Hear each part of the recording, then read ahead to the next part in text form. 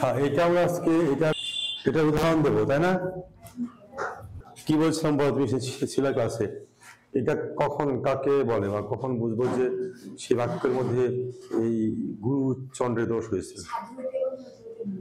হ্যাঁ, যখন একই বাক্যের মধ্যে সাধুরীতি এবং চরিত্র রীতি বা যাকে এখন বলছি আমরা প্রমিত রীতি মিশ্রণ থাকবে, তার নাম গুরুচণ্ডালী দোষ।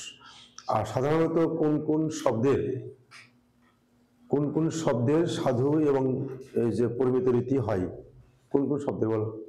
ওই যে আমরা শব্দ যে 8 প্রকার, বিশেষ্য, বিশেষণ, সর্বনাম, ক্রিয়া, সর্বনাম আর ক্রিয়া, এটা হলো মেইনলি। সর্বনাম আর ক্রিয়াপদের কি হয়? দুটো রূপ হয়, সাধুরীতি এবং চরিত্র রীতি। সাধুটা হলো সর্বনাম ক্রিয়াটা দীর্ঘ হবে, আর চরিত্র হলো সর্বনাম ক্রিয়াটা সংক্ষিপ্ত হবে। সেদিন বলা হচ্ছে এইগুলো, আমি জাস্ট এটা মনে করে দিয়ে আমরা আজকে উদাহরণ করাবো। আর একটা হলো যে সাধুরীতিতে তৎসম শব্দ ব্যবহার হয়, আর পরিমিত রীতিতে কোনটা হবে? তদ্ভব শব্দ ব্যবহার হবে। বোর্ডে আসার সহ আমরা কিছু উদাহরণ করবো এখানে।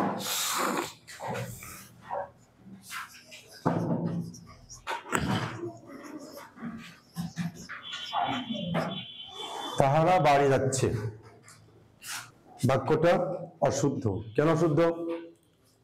এই লেখো, লেখো খাতায় লিখো।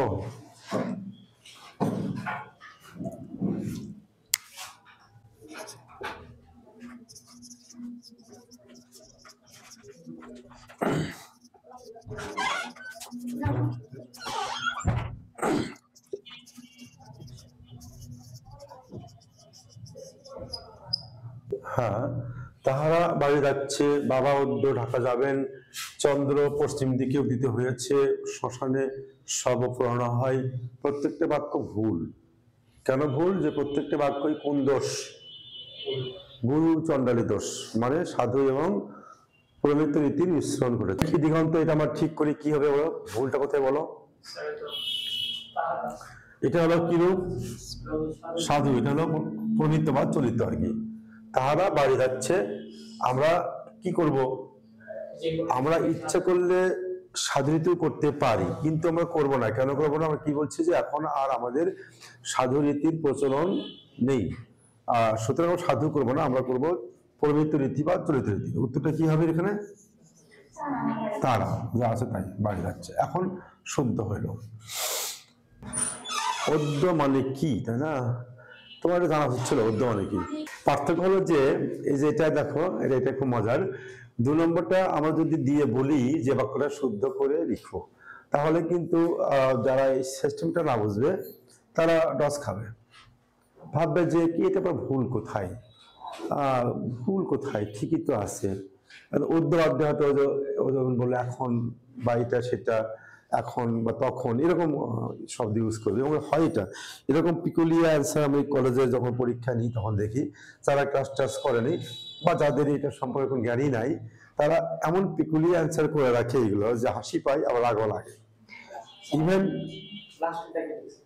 বাবা, এটা শ্মশানের শব পোড়ানো হয়, শব তারপর সর্ব। তো আরো মজার বিষয় জানো, সমাস যে করতে বলা হয়, খুব ইন্টারেস্টিং লাগে আর কি। মানে এরা আসলে কোনো ক্লাসও করে না, আসেও না, বা 2-1 দিন আসলে হয়তো ক্লাস কখনো করাটা হয়নি। তাহলে দেওয়া হলো চন্দ্রমুখ, তাই না? এরকম আরো হয়তো আছে। তো চন্দ্রমুখ লিখে টান দিয়ে লেখে, মেয়েটি দেখতে চন্দ্রমুখের মতো হয়েছে। সমাস করতেছে, সমাস মানে ব্যারবাক্য সহ সমাস করতেছে, এগুলো মানে বাক্য তৈরি করছে। মানে আসলে সমাসটা কি জিনিস আদৌ এই সম্পর্কে কোনো জ্ঞানই নাই। ঠিক এগুলো তাই করে, এমনভাবে শব্দগুলোকে চেঞ্জ করে, বাক্যগুলোকে মানে কি, মানে ওই কি আজগুলি কি করে রাখছে, কিংবা আমি থেমে যাই। আসলে কি খুব বিশেষ কোনো মানে পিএইচডি করা নাকি, হয়তো অন্য কোনো থিঙ্ক আছে আর কি, এরকম মনে হয়। হ্যাঁ, এটা আমাদের ভুল। এটা কি শব্দ বলো? হ্যাঁ, সাধু মানে তৎসম শব্দ। সাধু বলতে তৎসম শব্দ। আমরা জানি যে তৎসম শব্দ কোন রীতিতে হয়? সাধু রীতিতে। তো আমাদের এখানে যাইবেন নাই, যাবেন আছে, সুতরাং এটা ভুল। তাহলে কি হবে? বাবা আজ ঢাকা যাবেন। এবার ঠিক হলো। এটাও ঠিক তাই, চন্দ্র পশ্চিম থেকে উদিত হয়েছে, চন্দ্র তৎসম শব্দ মানে সাধু রীতি, আর হয়েছে হলো আমাদের প্রমিত রীতি বা চলিত রীতি। তারপরে কি হবে, চাঁদ, বহুবার আসছে এটা পরীক্ষায়, বহুবার আসছে। শ্মশানে শব পোড়ানো হয়, এখানে আমাদের সমস্যা, শব মানে হলো মৃতদেহ, আর এই দুই শব্দ মধ্যে এটা হলো তৎসম শব্দ মানে সাধু রীতি, এটা হলো চলিত বা প্রমিত রীতি। তাহলে শ্মশানে হবে মরা পোড়ানো হয়, মানে অর্থাৎ সঠিকটা হলো শবদাহ অথবা মরা পোড়া। এরকম পরীক্ষাতে অনেকে রাখে, একদমই হবে না, এটা জাস্ট খালি এটা হচ্ছে সাধু রীতি, এটা হলো চলিত রীতি, ওই জন্য মরা এখন দুটোই চলিত, এটা হলো প্রণীত, এটা হলো প্রণীত, এখন ঠিক আছে। শ্মশানে মরা পোড়ানো হয়। 5, এটাও ওই 19 বোর্ড বই ছিল, আজকাল আর গরুর শকট দেখাই যায় না। ভুলটা কোথায়, গরুর আর শকট, শকটটা হলো তৎসম শব্দ আর এটা হলো তদ্ভব শব্দ, তাহলে সঠিক কি হবে, আজকাল আর গরুর গাড়ি, শকট মানে গাড়ি, দেখাই যায় না, মানে এখন দুটোই তদ্ভব হয়ে গেল বা একরীতি হয়ে গেল আর কি। তুমি আমার সম্মুখ হইতে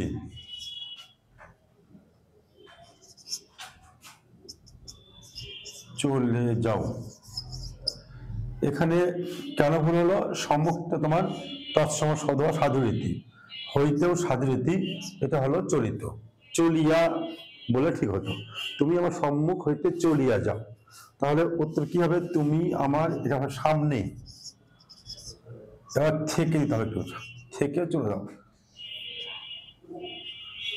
মানে সামনে হতে শুনতে ভালো লাগছে, আর থেকে দিলে ভালো হয়, সময় থেকে চলে যাও। করলো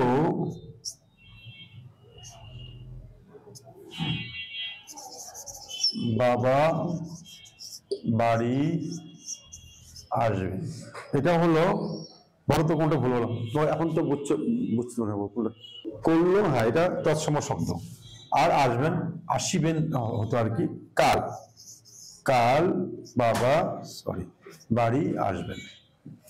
লেখা আছে 30 বৎসর ধরিয়া চোখের জলে ভিজে রেখেছি, 30 বৎসর ধরিয়া চোখের জলে ভিজে রেখেছি। 30 এটা সাধু রীতি, বৎসর সাধু রীতি, ধরিয়া সাধু রীতি, শুধু ভিজে এটা হলো চলিত, এজন্য এটা ভুল হয়ে গেছে। তো 30-এর এটা কি হবে, 30 ভেঙ্গে লিখতে হবে, 30 আর বৎসর, তারপর ধরে চোখের জলে ভিজে রেখেছি।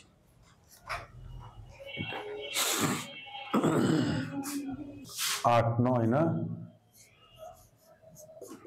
আমি একটি নূতন জুতা কিনেছি, আমি একটি নূতন জুতা কিনেছি।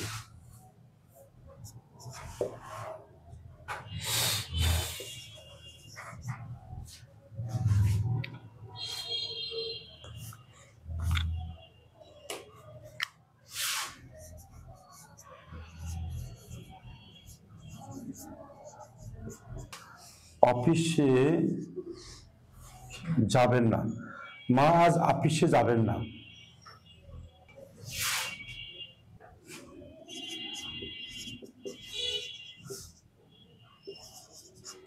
ওহে বালক, তুমি এইখানে বসিয়া কি ভাবিতেছ, কি ভাবছো আর কি, ওহে বালক তুমি এখানে বসিয়া কি ভাবছো।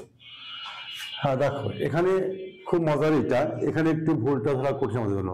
আমি একটি নতুন জুতা কিনেছি, এটার মধ্যে আবার কোনটা হলো সাধুরীতি আর নূতন? হ্যাঁ, নূতন। তোমার খেয়াল করে দেখো যে শরৎচন্দ্রের, বঙ্কিমবাবুর, রবীন্দ্রনাথের গল্পে কিন্তু নতুন লেখা নাই কোথাও, নূতন লেখা আছে। কেন আছে? যে তাদের তো সম্পর্কগুলো কোন রীতিতে? সাধু রীতিতে। তাহলে এটা হবে নূতন, হবে নতুন।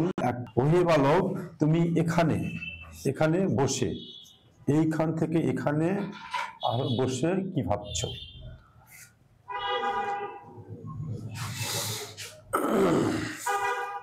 আর লাগবে না, মনে হয় অনেক হয়ে গেছে। এখান থেকে একটা বাক্য পরীক্ষায় আসে, কিন্তু বরাবরই আসে না, মাঝে মধ্যে গ্যাপও দেয় এই টার্ম থেকে আর কি। আমাদের 7টা পয়েন্ট বলছিলাম, মনে আছে?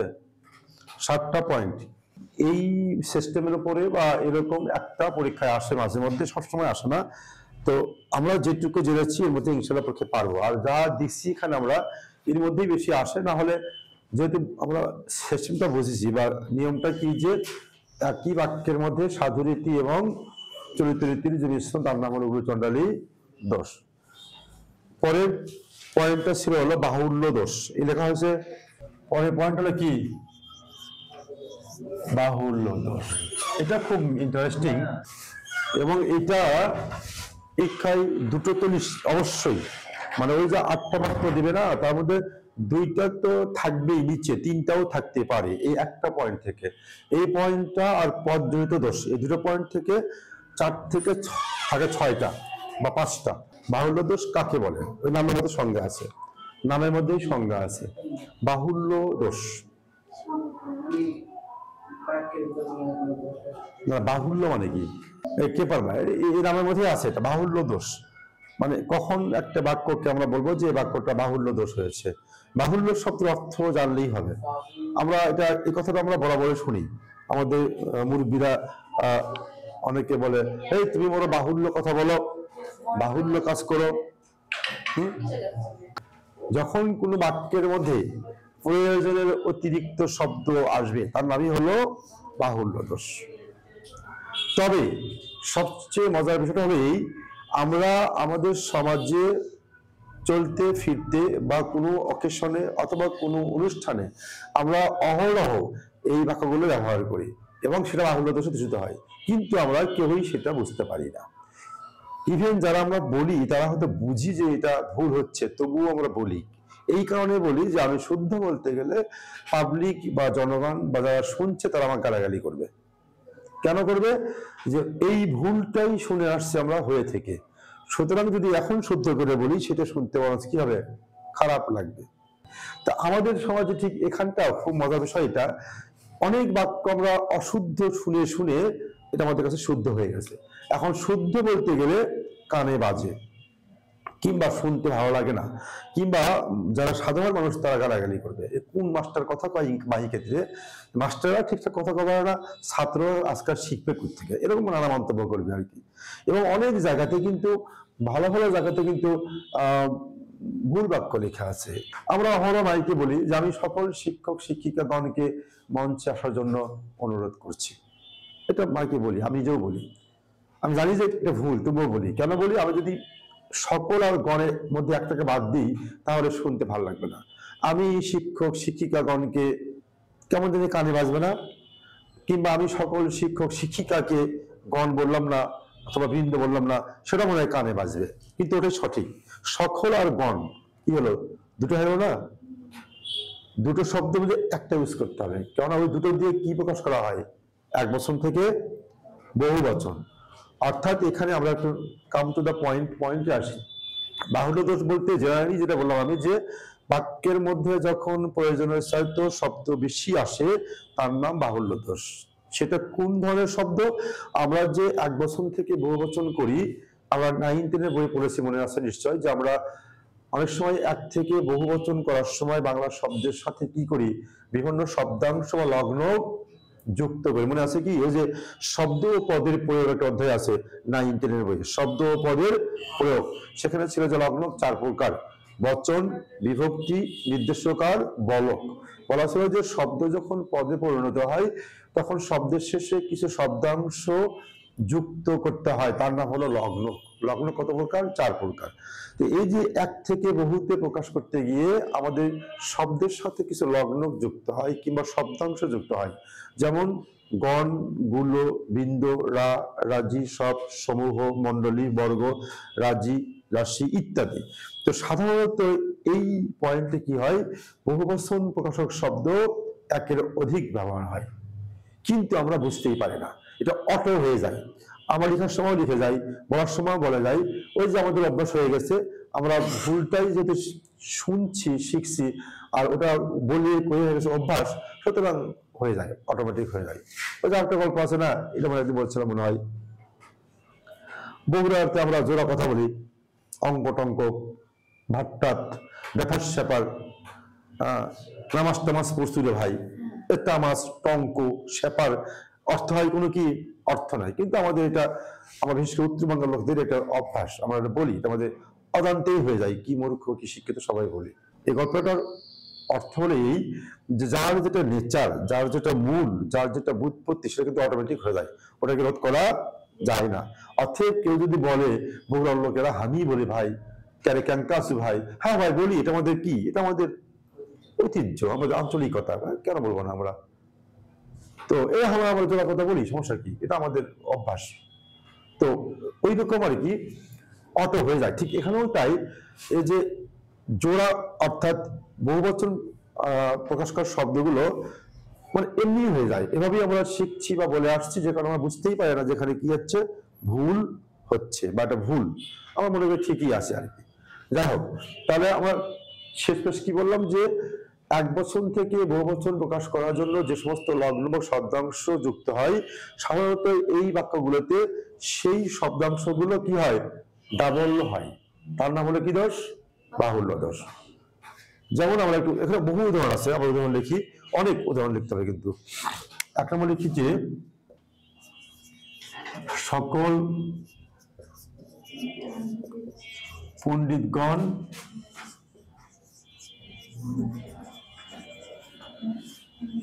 এখানে উপস্থিত। এই লিখতে হবে, এরকম লেখো, সংজ্ঞা লিখতে হবে, সংজ্ঞা লেখা আগে, সংজ্ঞা। যখন কোনো বাক্যের মধ্যে প্রয়োজনের চেয়েও অতিরিক্ত শব্দ ব্যবহার করা হয়, তাকে বাহুল্য দোষ বলে।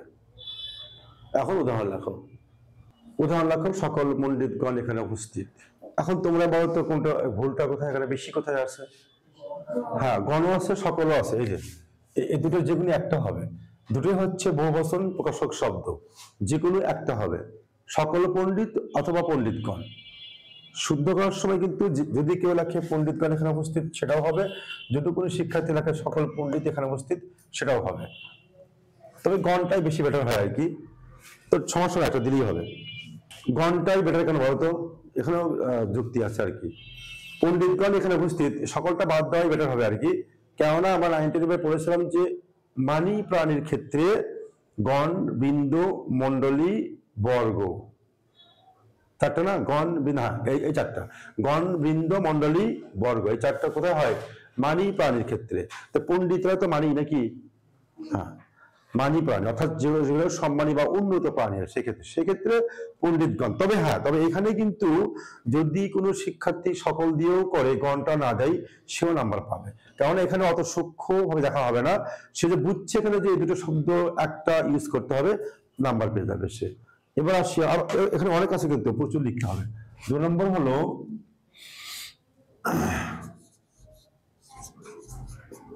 বৃক্ষটি সমূল সহ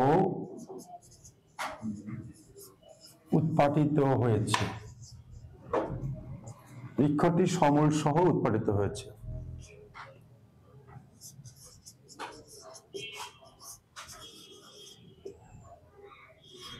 অন্যান্য বিষয়গুলোর আলোচনা পরে হবে। অন্যান্য বিষয়গুলোর আলোচনা পরে হবে। ক্লাসে সব ছাত্ররা অনুপস্থিত। ক্লাসের সব ছাত্ররা অনুপস্থিত। তারপর আকণ্ঠ পর্যন্ত ভোজনে স্বাস্থ্যহানি ঘটে। আজীবন পর্যন্ত আমি তোমার সাথে থাকব। বৃক্ষটি সমূল সহ উৎপাদিত হয়েছে। অন্যান্য বিষয়গুলো আলোচনা পরে হবে। ক্লাসে সব ছাত্র অনুপস্থিত। আকণ্ঠ পর্যন্ত ভোজন স্বাস্থ্যহানি ঘটে। আজীবন পর্যন্ত আমি তোর সঙ্গে থাকবো।